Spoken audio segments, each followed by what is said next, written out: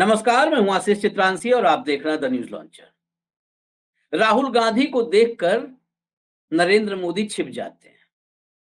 ये कहना राहुल गांधी का खुद का है।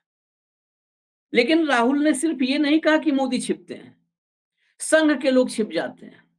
जो भाव था पूरे बयान का, भाषण का, भाजपा के लोग छिप जाते हैं, अंधभक्त छिप जाते हैं, आईटी सेल वाले छिप जाते हैं, व्हाट्सएप यूनिवर्सिटी वाले छिप जाते हैं। ये जो छिपने छिपाने का खेल है, ये हरियाणा के चुनाव में शुरू हुआ है। अब ये छिपने छिपाने का खेल शुरू क्यों हुआ? हरियाणा में मतदान में बस कुछ ही वक्त बचा है, तो हमने सोचा कि इसकी पड़ताल की जाए कि राहुल गांधी क्या झूठ बोल रहे हैं। अगर राहुल गांधी सच बोल रहे हैं कि वाकई राहुल गांधी को देखकर छिप जाते हैं मोदी जी, तो उसकी वजह क्या है? हरियाणा में कौन छिप रहा है, कौन जनता को फेस कर रहा है, यह भी समझना जरूरी है। क्योंकि चुनाव के वक्त झूठ और सच में फर्क खत्म हो जाता है। झूठ इतनी तेजी से बोला जाता है कि सच दब जाता है। तो हम सीधे खबर पे आते हैं। दरअसल मोदी और राहुल गांधी आज हरियाणा में दोनों थे। नरेंद्र मोदी की चौथी और अंतिम चुनावी सभा थी पलवल में, और राहुल गांधी जिन्होंने चुनाव के आखिरी पड़ाव पर आकर के बिल्कुल सर्जिकल स्ट्राइक कर दिया है, धुआंधार प्रचार, तो आज उनके रथ यात्रा का दूसरा दिन था। 2 अक्टूबर को गांधी जयंती पर हालांकि ब्रेक है।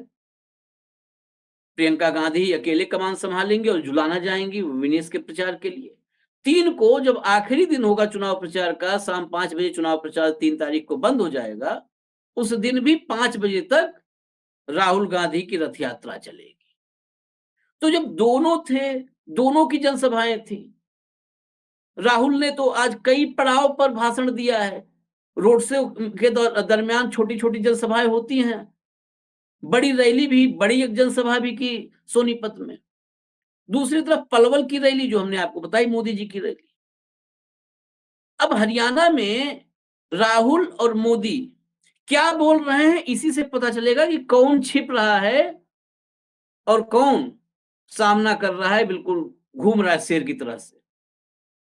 हालांकि मोदी जी जब आए पलवल की रैली में मंच पे, तो नारे लगे शेर आया, शेर आया, शेर आया। अब देखते कौन शेर, कौन सवा शेर, कौन छिपा, कौन खुलेआम घूम रहा।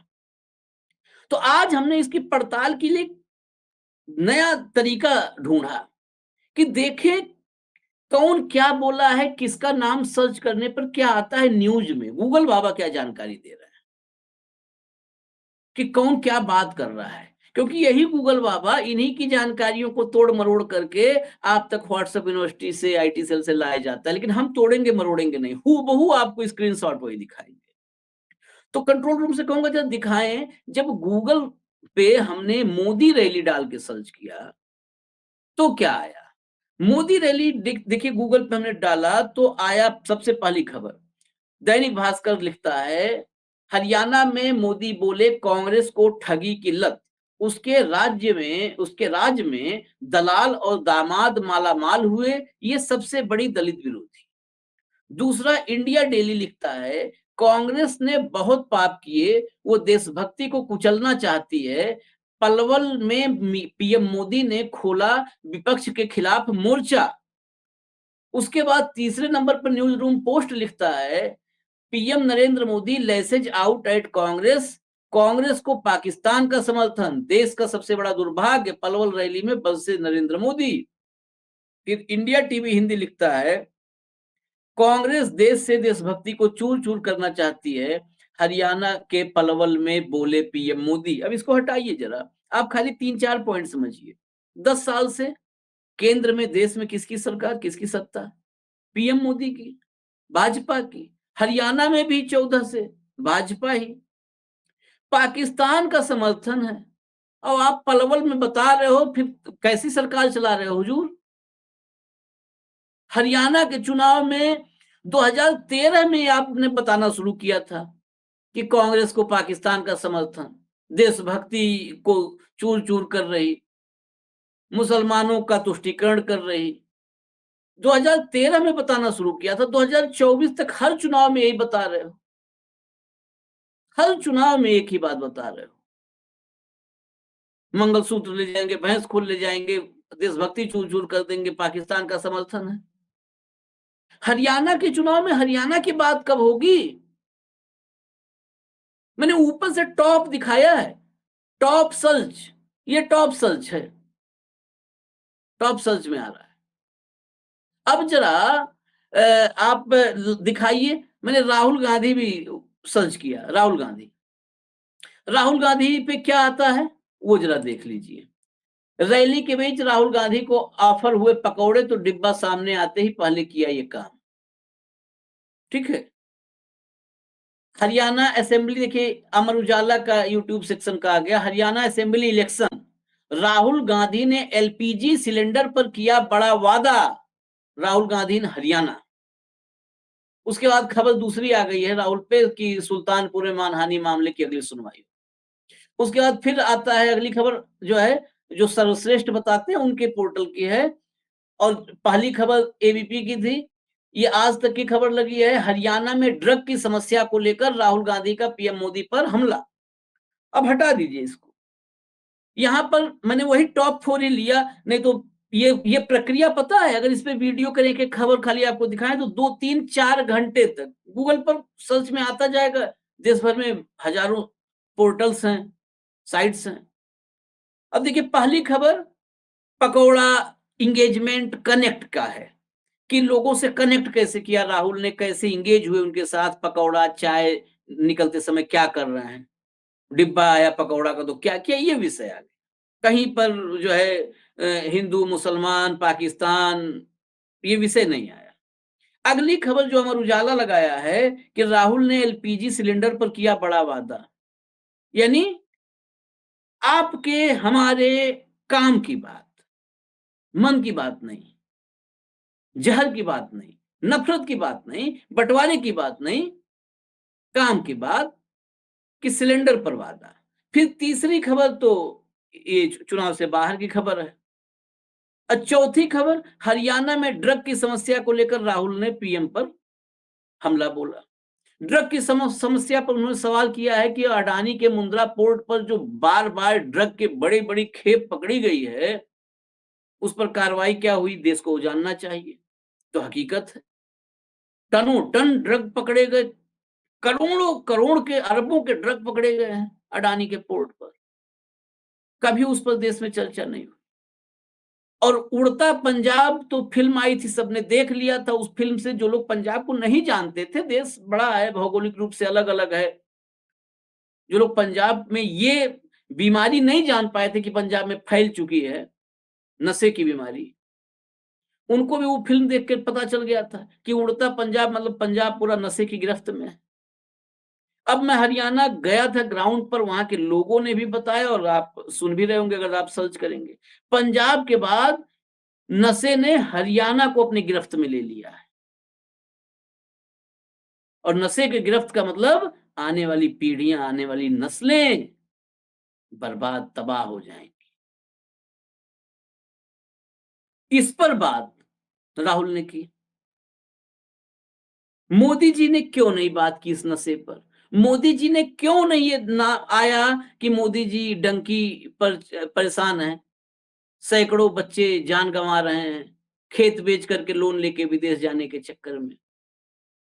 क्यों नहीं बात की किसानों पर, सीमा पर जो बैठे हैं पंजाब हरियाणा के? क्यों नहीं बात की बेरोजगारी पर? क्यों नहीं 10 साल लाठी जो चली है तमाम सरकारी कर्मचारी से लेके नौजवान किसान सब पर, उस पर क्यों नहीं बात की है? हरियाणा के मुद्दों को क्यों नहीं संबोधित किया है? हरियाणा में हुड्डा ने, हुड्डा नहीं, भूपेंद्र सिंह हुड्डा ने, HUDA, Haryana urban development authority, HUDA ने क्या किया है, कितने गरीबों को प्लॉट दिए, मकान दिए, इसके डाटा पर क्यों नहीं बात की? काम की बात कोई की? हरियाणा में अगले 10 साल का विजन क्या है जी? उस पर भी बात नहीं की, क्योंकि अगले 10 साल के लिए अगर वादा करेंगे कि हम हरियाणा में ये कर देंगे, वो कर देंगे, तो लोगों में क्रोध आएगा कि 10 साल तो पिछला झूठ बोलकर राज किया हो। तो याद ही नहीं दिलाना है कि काम भी होता है कभी। काम की बात करनी ही नहीं है, नहीं तो याद आएगा तो गुस्सा आएगा। पिछला 10 साल का राज याद आएगा तो गुस्सा आएगा। मुख्यमंत्री का नाम नहीं लेना है जिसने 10 साल हरियाणा चलाया, 9.5 साल खट्टर साहब, क्योंकि खट्टर की याद आ जाएगी तो लोगों को गुस्सा आएगा। बताइए आप। अब इस फर्क को समझने के लिए मैं यहीं पर वीडियो रोक रहा हूं। राहुल गांधी के इस भाषण को मैं लगा रहा हूं आपके सामने। इस भाषण को गौर से एक बार सुनिएगा। इसमें डंकी की बात होगी, इसमें सिलेंडर की बात होगी, इसमें रोजगार की बात होगी, क्योंकि मैंने सुना इसमें रोजगार की बात, कितना रोजगार देंगे उसकी बात होगी, इसमें किसानों की बात होगी, इसमें एमएसपी की बात होगी, इसमें आरक्षण की बात होगी, इसमें जातीय सर्वे की बात होगी, इसमें पहलवानों की बात होगी, इसमें नौजवानों की बात होगी, इसमें हरियाणा को बदलने की बात होगी। और जब ये बात होगी तो मुझे तो ये कहने में कोई संदेह नहीं है, जैसा कि उन्होंने बताया था कि संसद में मोदी जी जब राहुल बोलते हैं तो मोदी जी बाहर निकल जाते हैं। जब आप काम की बात करोगे तो लफाजी करने वाला पक्का छिपेगा। काम की बात आप नहीं करोगे, आप भी लफाजी करने लगोगे, तो सवाल हम भी करेंगे और जनता के सामने आपको भी छिपना पड़ेगा। तो सुनिए जरा राहुल गांधी का भाषण। कंट्रोल रूम राहुल गांधी का भाषण प्ले कर दीजिए जरा। कहीं मैं सड़क पे जाता हूं, मुझे दो तरीके के लोग दिखते हैं। एक ऐसे मुस्कुराता है, खुश रहता है, चेहरे पे मुस्कान होती है, मैं कहता हूं कांग्रेसी। और एक मुझे ऐसे दिखता है, मैं कहता हूं आरएसएस। ये छुप नहीं पाते, ये कभी कभी आ जाते हैं पार्टी में, बेस बदल के आ जाते हैं, मैं बस देखता हूं इनको। आरएसएस। अच्छा, डर के मारे हमारे भी लोग उधर भाग गए। अब बड़ा कंफ्यूजन है, वहां पे वो मुस्कुरा नहीं सकते, वहां पे उनको सीरियस बैठना पड़ता है मोदी जी के सामने, तो कंफ्यूजन हो गया बहुत। तो आप लोग कौन हो? आप लोग वो हो जो डरे नहीं। ये जो यहां पे बैठे हुए हैं, ये देखो, सारे के सारे मुस्कुरा रहे हैं। देखो, अमित शाह की स्पीच देखना, मोदी जी की स्पीच देखना, वो सब ऐसे बैठे रहते हैं कि कुछ गलती से कह ना दे। आप सबका यहां बहुत बहुत स्वागत, नमस्कार। कैसे हैं आप? सुनाई नहीं दिया, मूड कैसा है? अभी रास्ते में एक व्यक्ति ने मुझे रोका और कहता है, राहुल जी, मैं छोटा बिजनेस चलाता हूं, मुझे नरेंद्र मोदी जी ने और हरियाणा की सरकार ने बर्बाद कर दिया है। मैंने कहा कैसे और क्यों? कहता है, राहुल जी, नोटबंदी की, गलत जीएसटी लागू की, बैंक के दरवाजे मेरे लिए बंद हैं। फिर मैंने पूछा ये क्यों किया इन्होंने, और 1 सेकंड में जवाब आता है, राहुल जी, अदानी और अंबानी की मदद करने के लिए किया। सब लोग जानते हैं कि हिंदुस्तान और हरियाणा की सरकार 2-3 अरबपतियों की मदद करने के लिए चलाई जा रही है। नतीजा यह है कि जो भी पहले आपके पास रोजगार के रास्ते थे, वो सारे के सारे एक के बाद एक बंद हो गए। पहले स्मॉल और मीडियम बिजनेसेस, छोटी इंडस्ट्री हरियाणा को रोजगार देती थी, वो बंद कर दी गई। आपके लोग सेना में जाते थे, देशभक्ति की आग उनके दिल में होती थी, वो जाते थे, वो रास्ता भी अग्निवीर योजना के माध्यम से बंद कर दिया है। भाई और बहनों, आप जानते हो अग्निवीर क्या है? आप जानते हो अग्निवीर क्या है? क्या है अग्निवीर? क्या है बताओ?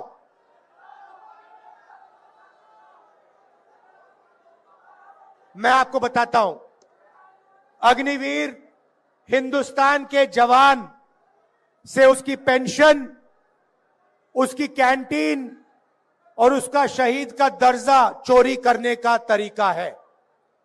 ये योजना इसीलिए बनाई गई है कि हमारे जवानों को पेंशन ना देनी पड़े, उनके परिवारों को कैंटीन ना देने पड़े, और जब वो शहीद हो तो उन्हें शहीद का दर्जा ना देना पड़े। पहले पब्लिक सेक्टर हुआ करता था, सरकारी फैक्ट्रियां हुआ करती थी, वो सारी की सारी बंद कर दी गई हैं, प्राइवेटाइज कर दी गई हैं। जहां भी आप देखो आपको अदानी, अंबानी नाम दिखाई देगा। अग्निवीर योजना की जवानों से उनका पैसा छीना, मगर लक्ष्य अदानी डिफेंस को हिंदुस्तान का डिफेंस बजट पकड़ाने का था।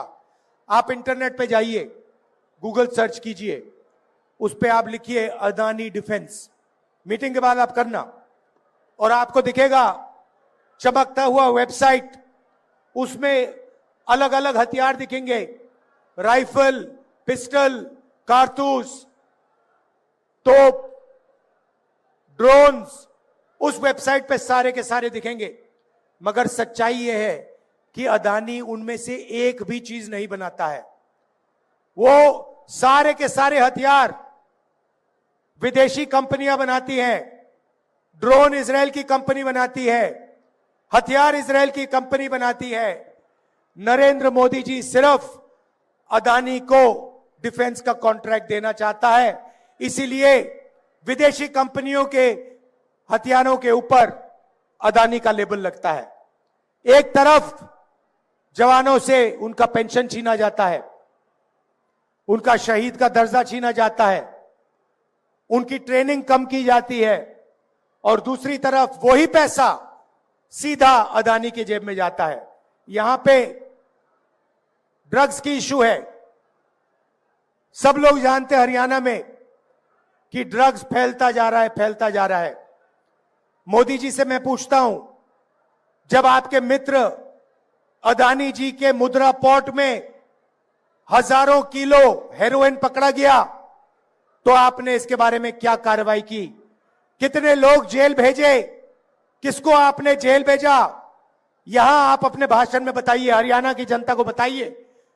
जब मुद्रा पोर्ट में, अदानी के पोर्ट में हजारों किलो ड्रग्स मिलता है, तो नरेंद्र मोदी जी, गुजरात की सरकार कोई कार्रवाई नहीं करते। अमेरिका गया, अमेरिका में हरियाणा के युवाओं ने मुझे फोन किया, कहते हैं राहुल जी, हरियाणा में हमारा कुछ नहीं बचा, इसलिए हम अमेरिका भाग के आए हैं। आप आइए, हमसे मिलिए। डैलस में जाके मैं मिला, छोटे से घर में, एक कमरे में 15-20 लोग रहते हैं, हरियाणा के युवा रहते हैं। मैंने उनसे पूछा, भाइयों आप यहां क्यों आए? वही जवाब जो आज मुझे यात्रा में मिला, राहुल जी हरियाणा में हमारे लिए कुछ नहीं बचा। एक तरफ महंगाई है, दूसरी तरफ बेरोजगारी। मैंने पूछा, भाइयों अमेरिका जाने के लिए कितने पैसे लगे?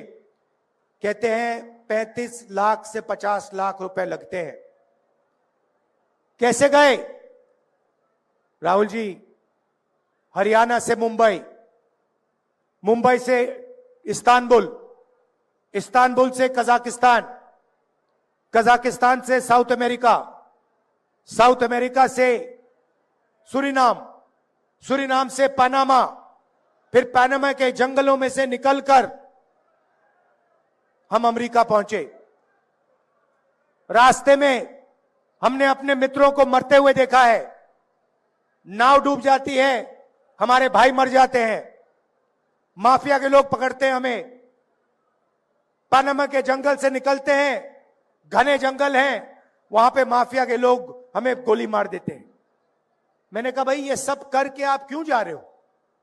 कहते हैं हरियाणा में कुछ नहीं बचा। फिर मुझे कहते हैं राहुल जी आप हमारे लिए एक काम कीजिए। क्या करूं? जब आप वापस जाएंगे आप हमें हमारे परिवारों से मिलिए। कहते हैं राहुल जी हम 10 साल के लिए अपने परिवारों से नहीं मिल सकते हैं। अगर हमारे घर में कोई किसी की मृत्यु होती है, हम अंतिम संस्कार नहीं कर सकते, हम वापस नहीं आ सकते। आप जाके हमारे परिवार से मिलिए और उन्हें हौसला दीजिए कि हम ठीक हैं। तो मैं आया, करनाल आया, 5 बजे सुबह उन्हीं युवाओं के परिवारों से मिला। 15-20, 35 लोग। अजीब सी बात थी, करनाल में बच्चे, माताएं और अमेरिका में बच्चों के पिता, चीखता हुआ बातचीत चल रही है। मैं परिवारों से बात कर रहा हूं, वहां पे जूम कॉल लगी हुई है, वीडियो कॉल चल रही है। एक तरफ अमेरिका से बात हो रही है, एक तरफ यहां बात चल रही है। ये 21वीं सदी का हरियाणा बना रखा है। एक बच्चा चीख कर, चिल्लाता हुआ कंप्यूटर की ओर दौड़ता है। ऐसे कंप्यूटर को पकड़ के कहता है, पापा पापा पापा वापस आओ, पापा वापस आओ। पापा जो रोना चाहता है वो मुस्कुराता है और कहता है, बेटा घबराओ मत, मैं कुछ ही दिनों में वापस आऊंगा। मगर ये सच नहीं है।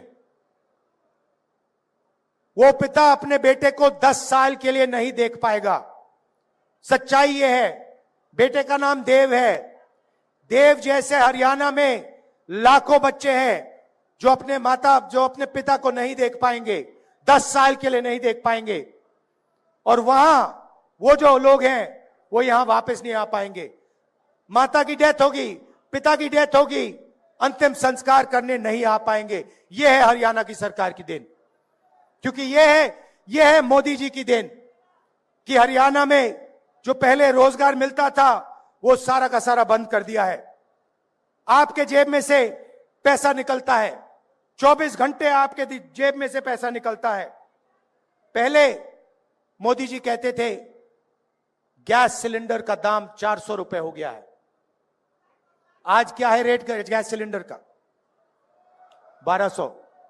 मोदी जी भाषण में कहते हैं कि मेरी सरकार में 1200 रुपए का रेट हो गया है? नहीं कहते। हमारी सरकार आएगी, लिख के ले लो, 1200 रुपए वाला सिलेंडर 500 रुपए का आपको मिलेगा। मतलब 700 रुपए जो आज आप गैस सिलेंडर में एक्स्ट्रा दे रहे हो, वो 700 रुपए हम आपके जेब में, आपके बैंक अकाउंट में वापस डालेंगे। 2000 रुपए हर महीना, पहली तारीख को हर महीना हरियाणा के महिलाओं के बैंक अकाउंट में मिलेगा। तो महिलाओं के लिए वहीं 2700 रुपए हमने हर महीना महिला के लिए वहीं बचा दिए। उसके बाद हरियाणा में आज किसान धान बेचने की कोशिश कर रहे हैं, सरकार खरीद नहीं रही है। और हरियाणा के सारे किसान जानते हैं कि हरियाणा में उन्हें धान के लिए, गेहूं के लिए, शुगर केन के लिए सही दाम नहीं मिलता है।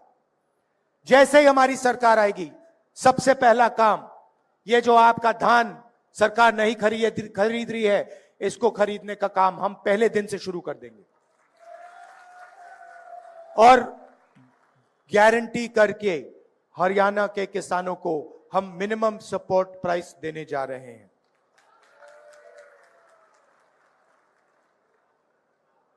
पहले आपको जेल से फिरौती के कॉल आते थे, आजकल आपको विदेश से फिरौती के कॉल आते हैं।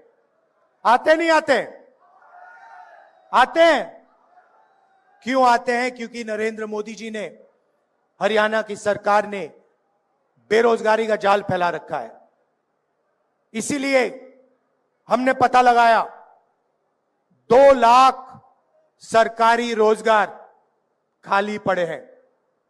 हमारी सरकार आएगी तो 2 लाख सरकारी रोजगार आपके हवाले हम कर देंगे, हरियाणा के युवाओं को हम दे देंगे। और ये जो रोजगार हैं, 2 लाख रोजगार जो हैं, ये 36 बरादरी के लोगों को जाएंगे। ये किसी एक कम्युनिटी को नहीं जाएंगे, किसी एक वर्ग को नहीं जाएंगे। हरियाणा के 36 बरादरी के युवाओं को ये 2 लाख रोजगार न्याय के साथ, समानता के साथ बांटे जाएंगे। गरीबों के लिए 100 गज के प्लॉट और 3.5 लाख रुपए 2 बेडरूम के घर के लिए, और 300 यूनिट फ्री बिजली, और राजस्थान जैसा 25 लाख का बीमा, हेल्थ केयर का बीमा योजना आपको मिलेगा। देखिए, ये संविधान है, इसको अच्छी तरह देखिए। जो भी हिंदुस्तान के गरीब लोगों को मिला है, दलितों को, किसानों को, पिछड़ों को, जो भी मिला है आज तक, वो इसके कारण मिला है। अगर राजनेता, हमारे जैसे लोग आपके लिए काम कर सकते हैं, तो उसका कारण यह है। और बीजेपी 24 घंटा इस पर आक्रमण करती है, आपको बताते नहीं है। मगर जब आरएसएस के लोग हिंदुस्तान की संस्थाओं में अपने लोग डालते हैं, अपने लोग भरते हैं, और पिछड़ों को, दलितों को, आदिवासियों को, गरीबों को जगह नहीं देते हैं, तो वो संविधान पर आक्रमण कर रहे हैं। जब नरेंद्र मोदी जी अदानी की मदद करते हैं, अंबानी जैसे लोगों की मदद करते हैं, और हिंदुस्तान का जो रोजगार का सिस्टम है उसको नष्ट करते हैं, तो वो संविधान पर आक्रमण कर रहे हैं। लड़ाई इसी बात की है। अगर आपको बीजेपी और कांग्रेस में फर्क समझना है, मैं आपको एक लाइन में समझा दूंगा। वो इसको खत्म करते हैं, हम इसकी रक्षा करते हैं। आप देखिए, संविधान में लिखा है, संविधान में लिखा है कि हिंदुस्तान के सब नागरिक एक जैसे हैं, समान हैं, सबको एक वोट मिलना चाहिए। उसका मतलब है कि अगर आप इकोनॉमिक पॉलिसी बनाओ तो देश की जनता के लिए पॉलिसी बनाओ। जब नरेंद्र मोदी 16 लाख करोड़ रुपए अरबपतियों, 25 अरबपतियों के माफ करते हैं, और किसानों का कर्जा माफ नहीं करते हैं, स्टूडेंट्स का कर्जा माफ नहीं करते हैं, माताओं बहनों का कर्जा माफ नहीं करते हैं, तो वो इस संविधान पर आक्रमण कर रहे हैं। सीधी सी बात है। जब नरेंद्र मोदी अदानी जी को मदद करने के लिए 3 काले कानून लाते हैं, किसानों की जिंदगी खत्म करने के लिए कानून लाते हैं, तो वो संविधान पर आक्रमण कर रहे हैं। जब नरेंद्र मोदी जी का चेहरा आपको 24 घंटा टीवी पे दिखता है, अदानी अंबानी की मीडिया जब 24 घंटा उनका चेहरा आपको दिखाते हैं, तो आपको पता लग जाना चाहिए कि इस संविधान पर आक्रमण हो रहा है। आपने कभी मीडिया में किसान का चेहरा देखा है, मजदूर का चेहरा देखा है, गरीब कारीगर का चेहरा देखा है? ना। क्यों नहीं? क्या इस देश में सिर्फ अरबपति और नरेंद्र मोदी हैं? मीडिया में आपने किसी गरीब व्यक्ति की शादी होते हुए देखी है? देखी कभी? अंबानी की शादी देखी आपने? आपको मालूम है कि अंबानी जी ने अपनी शादी में हजारों करोड़ रुपए खर्च किए। यह किसका पैसा है? यह किसका पैसा है? आपका पैसा है।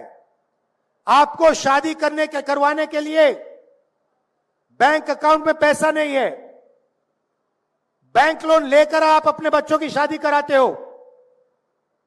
और नरेंद्र मोदी जी ने पूरा का पूरा ढांचा ऐसा बना रखा है कि 25 लोग हिंदुस्तान में हजारों करोड़ रुपए की शादी कर सकते हैं, मगर किसान कर्जे में डूबकर ही शादी कर सकता है।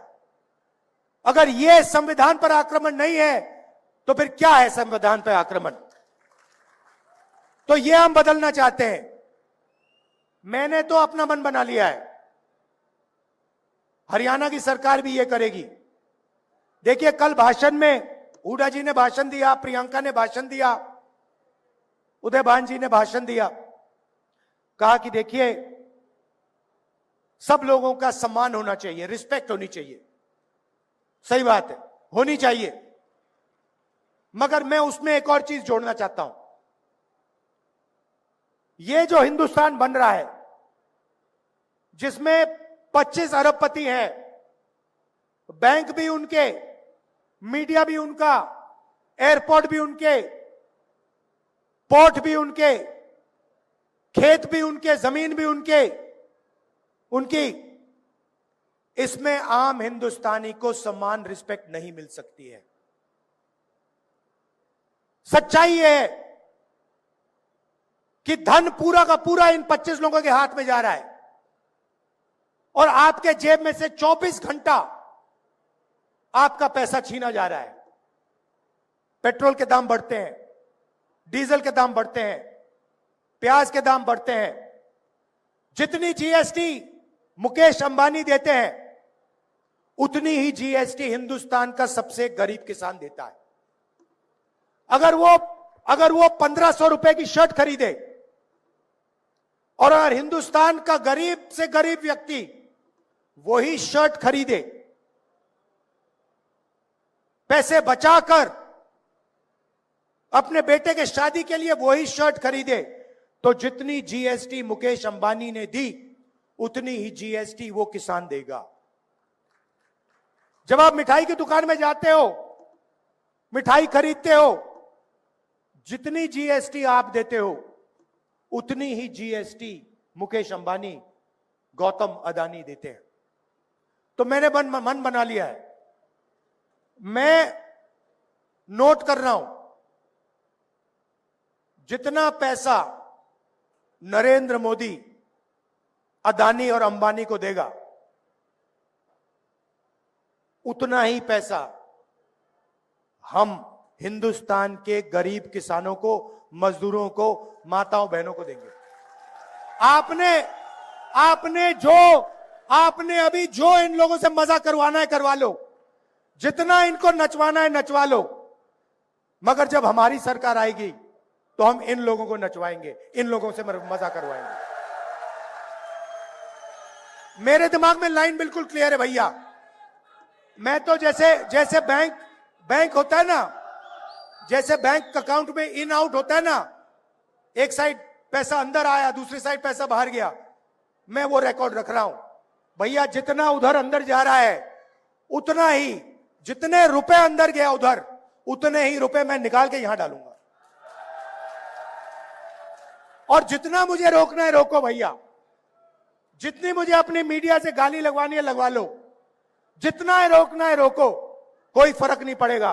क्योंकि वो दिन आएगा जब हिंदुस्तान की सरकार मजदूरों की, गरीबों की, किसानों की सरकार होगी। और फिर जो पैसा इन्होंने उनको दिया है, 16 लाख करोड़ रुपए कर्जा माफ किया है, उतना ही पैसा हम किसानों का, मजदूरों का, गरीबों का कर्जा माफ करेंगे। मेरा मतलब है, मोदी जी इज्जत की बात करते हैं, सम्मान की बात करते हैं, बिना धन के, बिना पैसे के इज्जत और सम्मान का कोई मतलब नहीं है। अगर व्यक्ति भूखा मर रहा है, अगर किसान के पास 1 रुपया नहीं है और आप उसे कहो देखो भैया हम आपकी इज्जत रखेंगे, हम आपका सम्मान करेंगे, उसका कोई मतलब नहीं है मेरे लिए।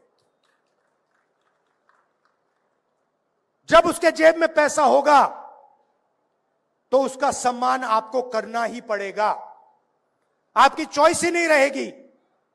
वो हिंदुस्तान चाहता हूं मैं। तो लड़ाई इसी बात की है। हरियाणा में भी इन्होंने नया काम किया है।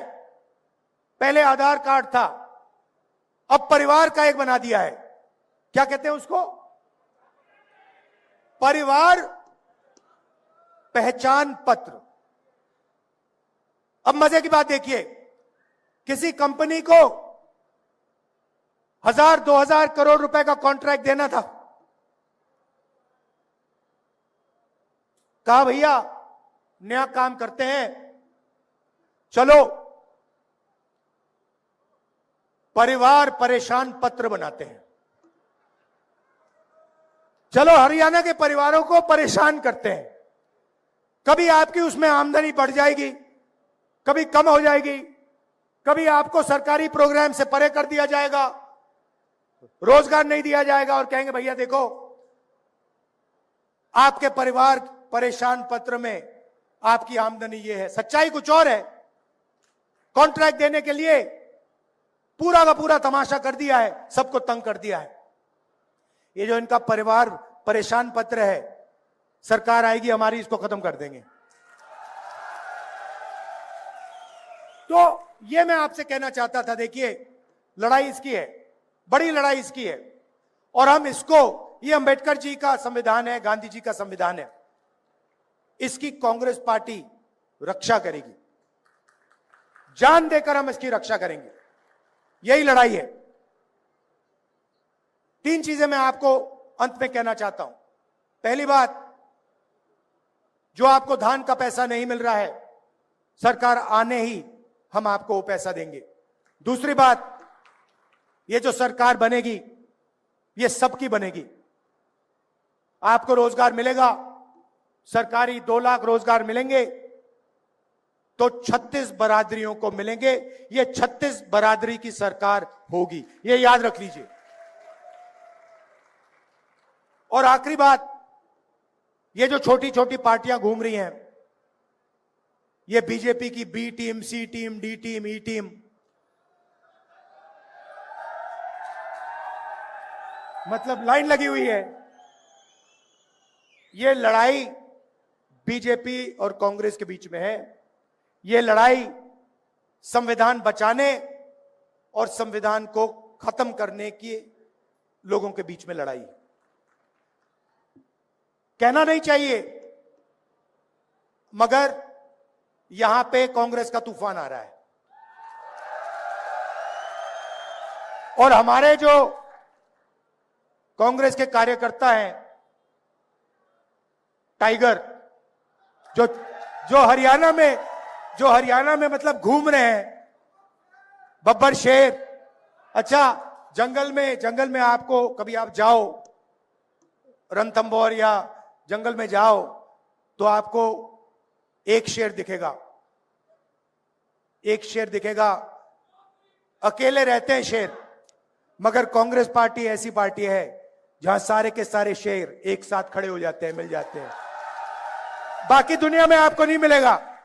आप किसी भी जंगल में देख लो, आपको शेर अलग अलग मिलेंगे। कभी कभी हमारे शेर थोड़ा थोड़ा लड़ जाते हैं एक दूसरे से, फिर मेरा काम शेरों को एक साथ खड़े करने का है। तो ये शेरों की पार्टी है, ये किसी से नहीं डरती है। और हमारे जो कार्यकर्ता हैं, शेर हैं, टाइगर हैं। 24 घंटा आप लगे रहते हो, लाठी खाते हो। मैं जानता हूं कुछ भी हो जाए, कांग्रेस पार्टी का जो कार्यकर्ता है, ये आरएसएस वाले लोग बहुत लंबी लंबी बातें करते हैं, इनके कार्यकर्ताओं में दम नहीं है, इनके कार्यकर्ताओं में दम नहीं है। कांग्रेस पार्टी के सामने ये नहीं खड़े हो सकते, भाग जाते हैं। आप देखो, आपने देखा होगा, हवा में नहीं बोल रहा मैं, आपने देखा होगा नरेंद्र मोदी जी आए, पहले कहते थे 56 इंच की छाती है, याद है? अब भैया मेरा भाषण होता है पार्लियामेंट में, भाग जाते हैं वहां से। मैं आपको बताऊं, मैं भाषण देने आता हूं, नरेंद्र मोदी उठ के निकल जाते हैं। क्यों? क्योंकि कांग्रेस की विचारधारा जो है, जिसको मैं मोहब्बत की दुकान कहता हूं, हमें नफरत की जरूरत नहीं है।